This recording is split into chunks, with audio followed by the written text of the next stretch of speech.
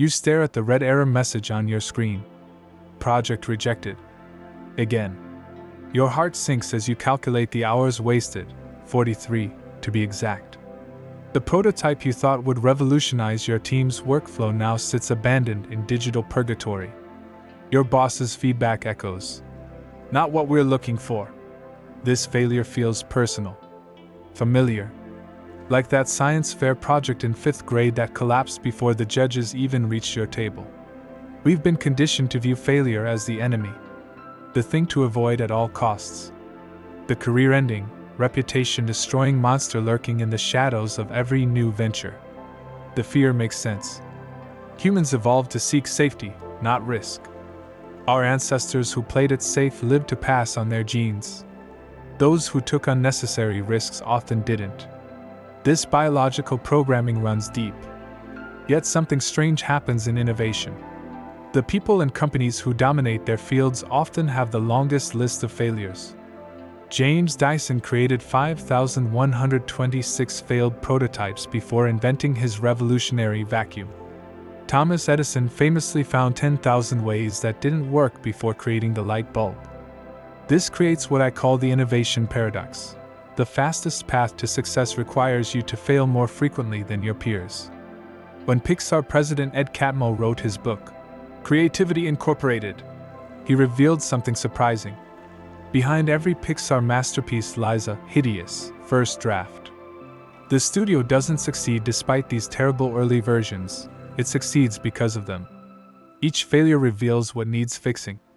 Stanford psychologist Carol Dweck's research on mindset illuminates why some people thrive on failure while others crumble. Those with a fixed mindset see failure as evidence of their limitations. Those with a growth mindset see failure as valuable information, data points guiding them toward better solutions. Consider how children learn to walk. They fall hundreds of times. Each tumble teaches them something about balance, momentum, and muscle control. No parent would tell their toddler, "Maybe walking just isn't for you," after the 5th fall. The process requires failure. Yet in adulthood, we expect mastery without missteps. The Japanese concept of kaizen, continuous improvement through small changes, embraces failure as essential feedback. Toyota built a global empire on this principle, encouraging workers to spot and fix problems rather than hide them. Your brain actually changes when you reframe failure.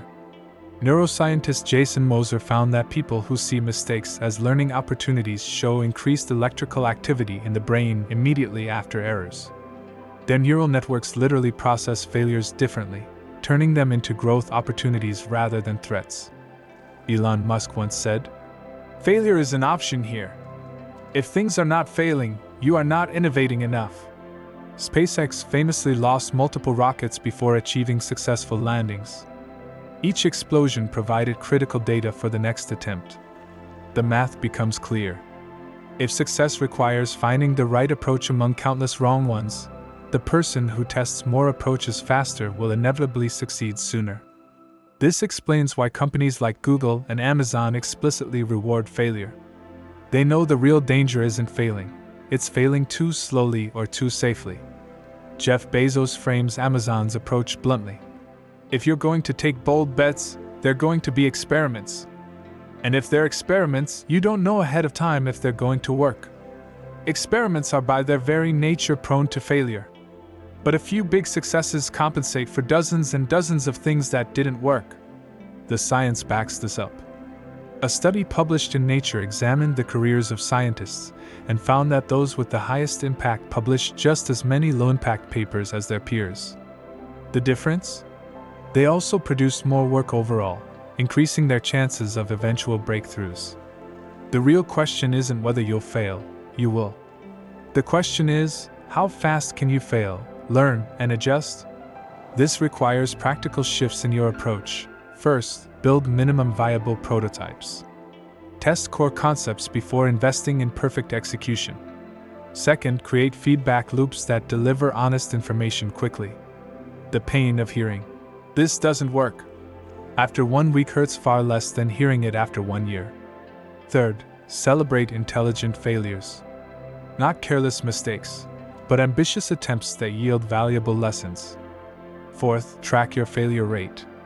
Too few failures likely means you're playing too safe. Too many identical failures suggests you're not learning from experience. The innovator's advantage comes not from avoiding failure but from metabolizing it more efficiently than competitors. They extract maximum learning from each setback and apply it immediately. When you reframe failure as the price of admission for innovation rather than a sign of incompetence, something shifts. The project rejection becomes data, not judgment. The failed prototype becomes a step forward, not backward. The next time your work meets a dead end, try asking, "What did this failure teach me that success never could?" The answer might just contain the seed of your breakthrough. Because in the strange calculus of innovation, the person who fails fastest often finishes first.